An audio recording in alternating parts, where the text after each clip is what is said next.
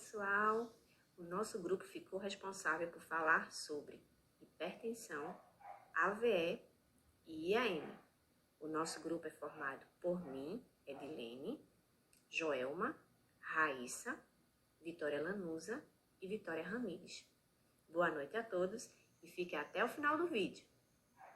Eu sou Vitória Lanusa e eu vou falar um pouco sobre a história da hipertensão, sobre uma introduçãozinha à hipertensão e também vou falar sobre a epidemiologia da hipertensão.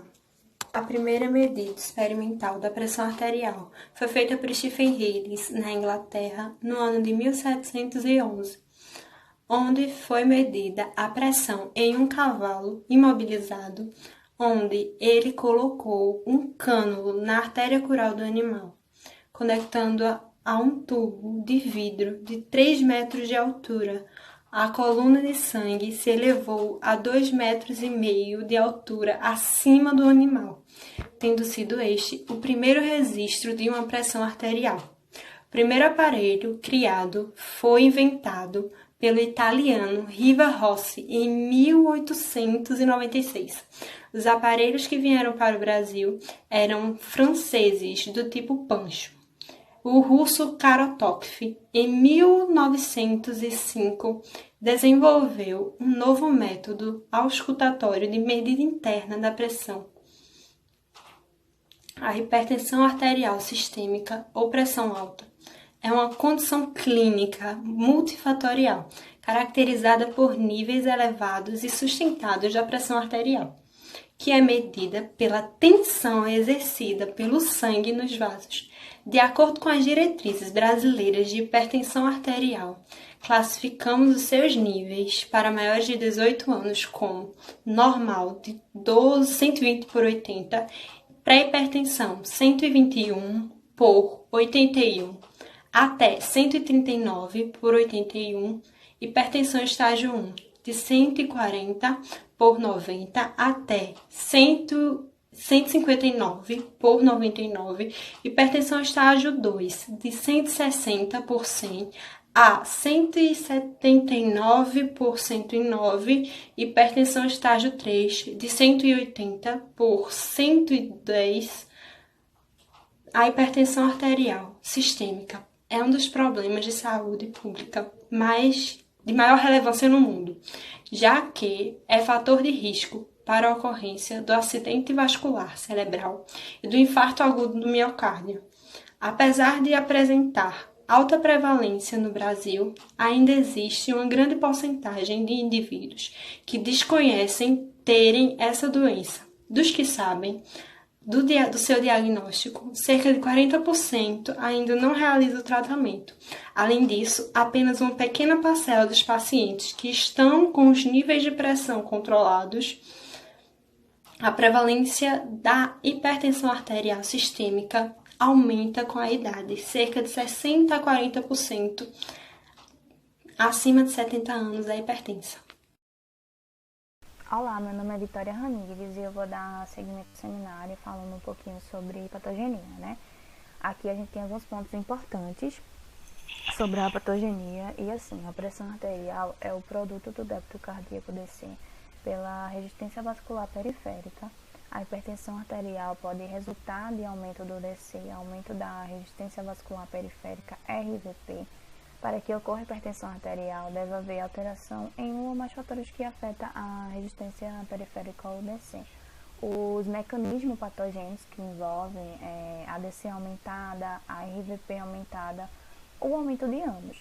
Inicialmente não há alteração patogênica na hipertensão. A hipertensão ela grave ou prolongada ao comprometimento dos órgãos-alvos, principalmente do sistema cardiovascular, do cérebro, dos rins, aumentando assim os riscos de doenças, né? Pode ser um infarto do miocárdio, insuficiência renal, insuficiência aguda e AVE. Referente à sintomatologia, aqui a gente vai ter alguns sintomas mais comuns, que são eles dores de cabeça, mal-estar, cansaço, dor no peito, visão turva, tonturas, zumbidos no ouvido. Esses sintomas aparecem principalmente quando a pressão se eleva muito e que pode ficar camuflado com outras doenças. É importante ficarmos atentos.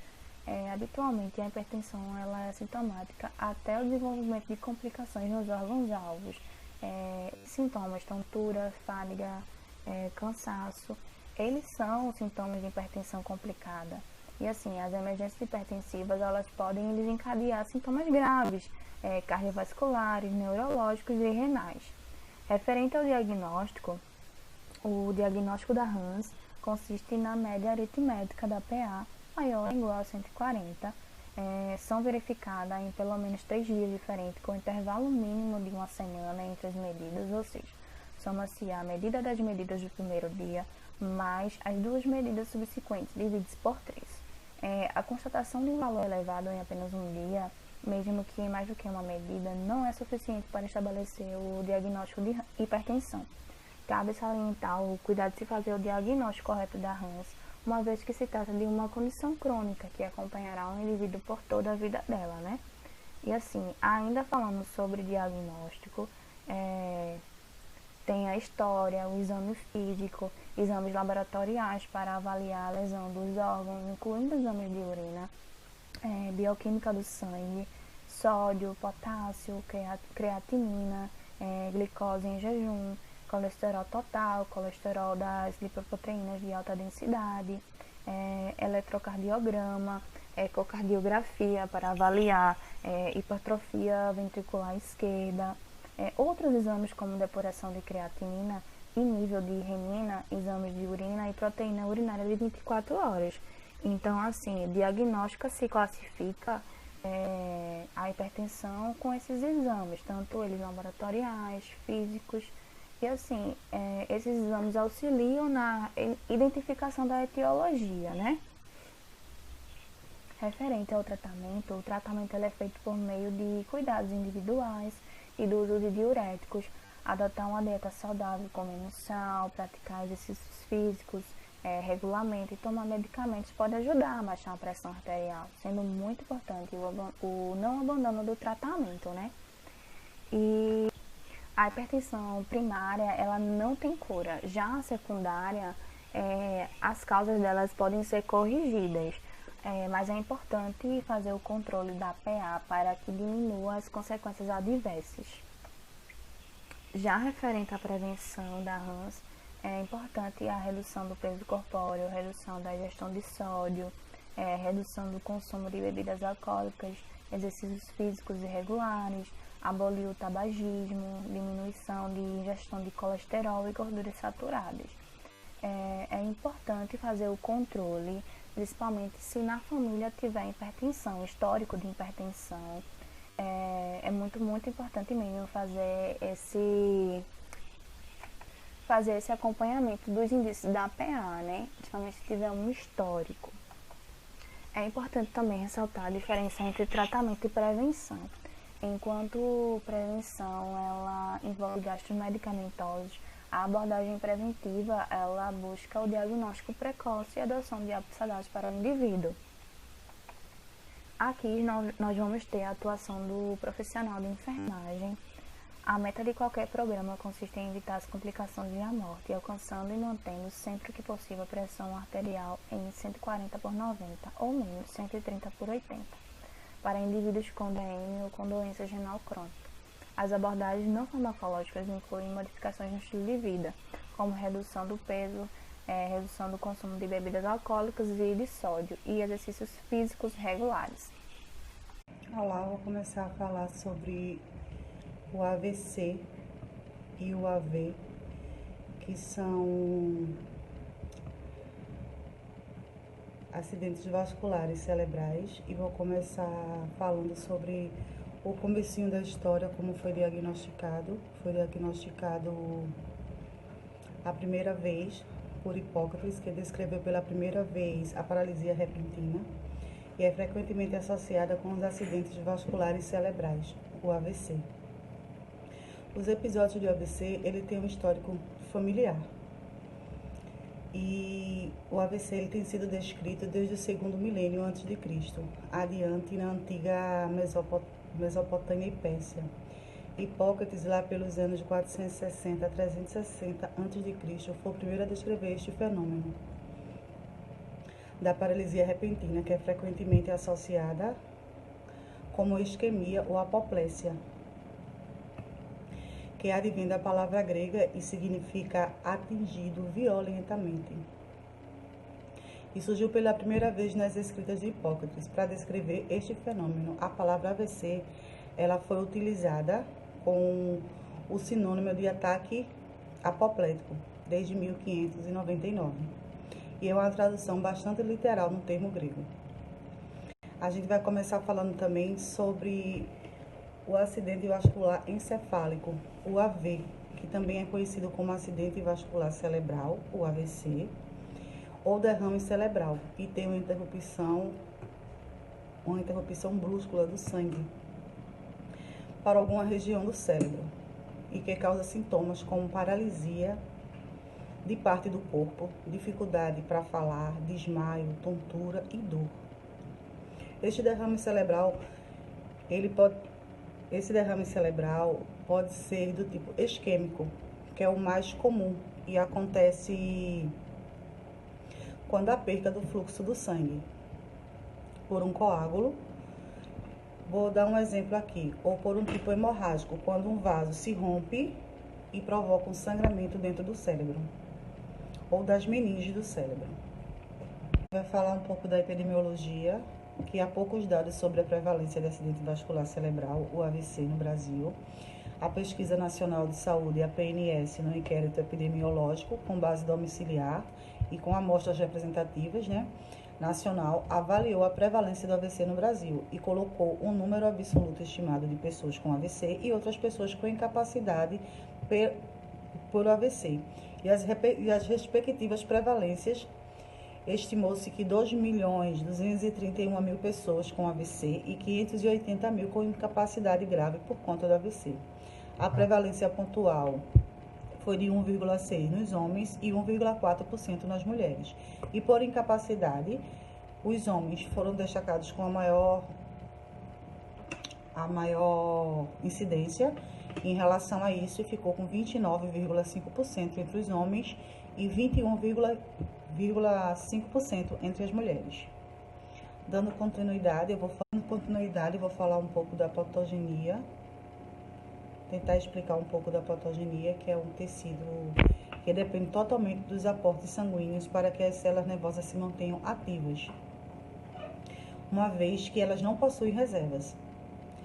A interrupção da irrigação sanguínea, consequentemente, é a falta de oxigênio e de glicose, que é necessário ao metabolismo, e provoca uma diminuição, ou seja, uma paragem na atividade funcional na área do cérebro afetada, na área do cérebro afetada. Se a interrupção dos aportes sanguíneos demorar menos de 3 minutos, a alteração é reversível. No entanto, se ultrapassar esses 3 minutos, a alteração funcional pode ser irreversível, provocando necrose nesses tecidos nervosos.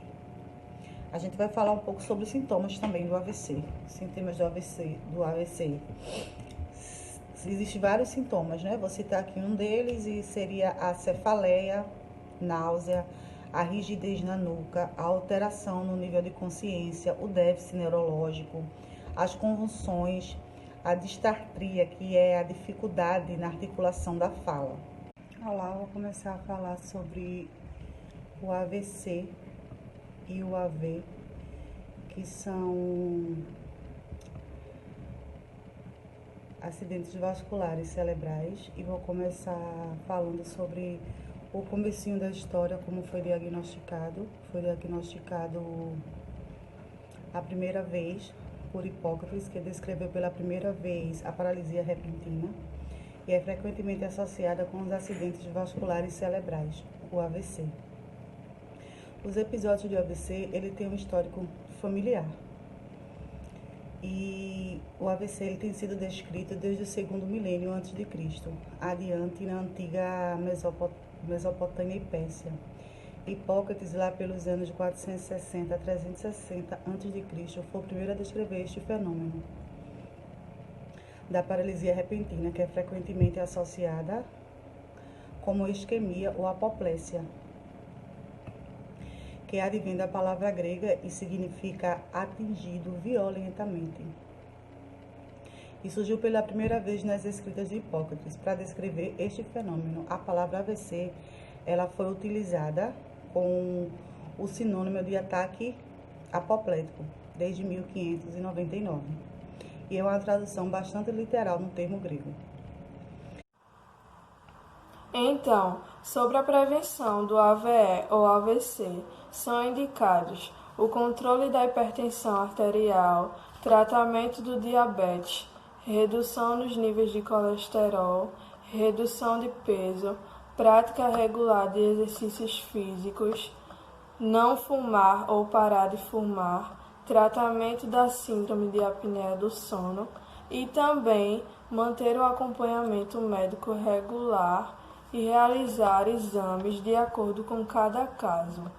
E a atuação do profissional é essencial para controlar a hipertensão arterial sistêmica e aumento da pique, manter o ambiente calmo, sem estressores, diminuir a luminosidade ambiental, promover o repouso, controlar a restrição de visitas e prevenir a formação de úlceras por pressão. Agora eu vou falar um pouco sobre o IAM.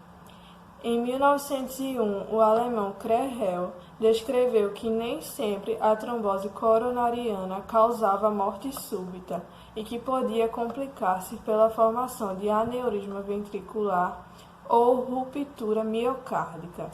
Essas observações foram confirmadas anos mais tarde por Obrastov, Strazesco e Herrick, que descreveram as características clínicas do infarto agudo do miocárdio e fizeram o diagnóstico diferencial em relação à angina de peito. Popularmente conhecido como ataque cardíaco, o IAM é um processo de morte do tecido da parte do músculo cardíaco por falta de oxigênio devido à obstrução da artéria coronária. A obstrução ocorre em geral pela formação de um coágulo sobre uma área comprometida de aterosclerose, causando estreitamento dos vasos sanguíneos. Sobre a epidemiologia do IAM, os homens apresentaram taxas mais elevadas do que as mulheres. Cerca de 42% dos óbitos masculinos por IAM ocorreram antes de 65 anos de idade, enquanto nas mulheres 22,7%. A idade média de morte por IAM foi de 67 anos para os homens e 75 para as mulheres. E sobre a patogenia do IAM, é um processo onde uma ou mais regiões do coração apresentam a intensa e prolongada redução de suprimentos do O2, devido à insuficiência do fluxo sanguíneo coronário, necrose ou morte de tecido miocárdio. Então, dando continuidade, vamos falar sobre os sinais e sintomas do infarto. A dor torácica irradiando para o braço, na face interna do braço, geralmente o braço esquerdo, é um sintoma clássico de quem está infartando. Mas a enfermagem, a equipe de saúde precisa estar atento a outros sinais também, porque o paciente pode estar infartando, mas ele está apresentando o quê? Náusea, vômito, tontura, confusão mental. Pode ter, assim, a gente pegar na pele do paciente, aquela pele pegajosa, ele pode estar tendo uma sudorese, palpitações, digitemias. E vale a pena ressaltar aqui que na mulher o sintoma pode se apresentar de uma maneira diferente. A mulher pode estar tendo falta de ar, náusea e um desconforto gástrico. Então, como não tem aquele sintoma clássico, que é a dor torácica, irradiando pela face interna do braço, que pode também irradiar para a mandíbula, pescoço, costas, então esse diagnóstico para a mulher, ele pode chegar tardio. Consequentemente, a mulher tem mais facilidade de ir a óbito, porque ela não apresentou aquele sintoma clássico. Então, é função também da enfermagem ficar atento a esses sinais e sintomas. O atendimento imediato ao paciente que está infartando garante a sua sobrevivência e uma recuperação com o mínimo de sequelas possíveis. Então, o IAM é diagnosticado com base em sinais e sintomas, histórico do paciente e por meio de exames, como eletrocardiograma, ecocardiograma e exames de sangue que vão medir os níveis de enzimas cardíacas. Essas enzimas são marcadores que vão dizer se o paciente está infartando ou não, e também eles avaliam o grau de lesão, a extensão da lesão que ocorreu por meio do infarto. No que se diz respeito ao tratamento ao paciente que está infartando, existe um protocolo chamado MONAB. MONAB, o M significa morfina. Então, a gente oferta a morfina para quê? Para diminuir a ansiedade e diminuir a dor. O O de oxigênio. Então, ofertando o oxigênio vai diminuir aquele desconforto respiratório. O N de nitrato, o N é de nitrato. O que é que o nitrato faz? Vasodilatação. E, consequentemente, o fluxo sanguíneo vai circular com mais facilidade. O A é de antiplaquetário. O mais conhecido que a gente tem é o AS, que é o ácido acetil salicílico. Então, ele vai impedir a agregação plaquetária. E o B é de beta-bloqueador. O que é que ele vai fazer? Ele vai diminuir a frequência cardíaca, diminuir a pressão arterial e, consequentemente, diminuir o consumo de oxigênio. Então, esse é o protocolo que é adotado quando tem alguém infartando. MONAB.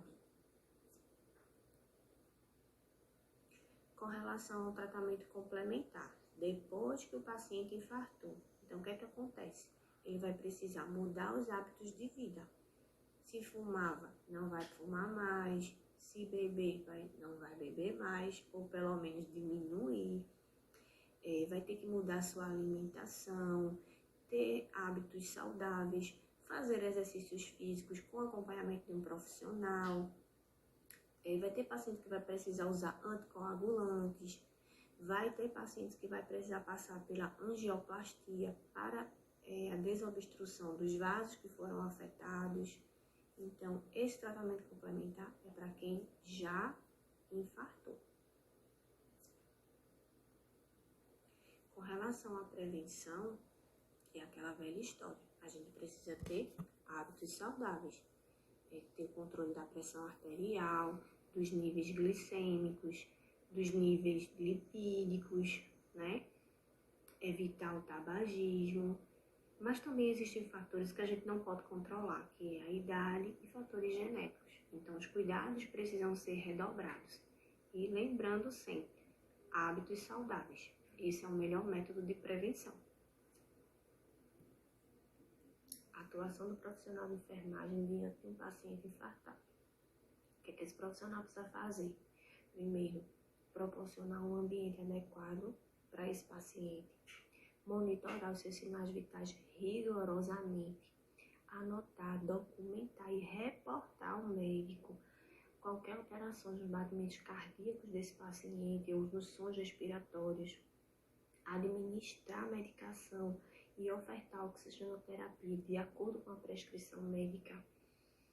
Auxiliar nos exames complementares e, acima de tudo, orientar esse paciente e a família do paciente a ele não abandonar o tratamento, orientar como é que deve usar a medicação e orientar quanto ele adotar hábitos saudáveis para a sua vida. Aqui são as referências que foram utilizadas para a elaboração desse trabalho.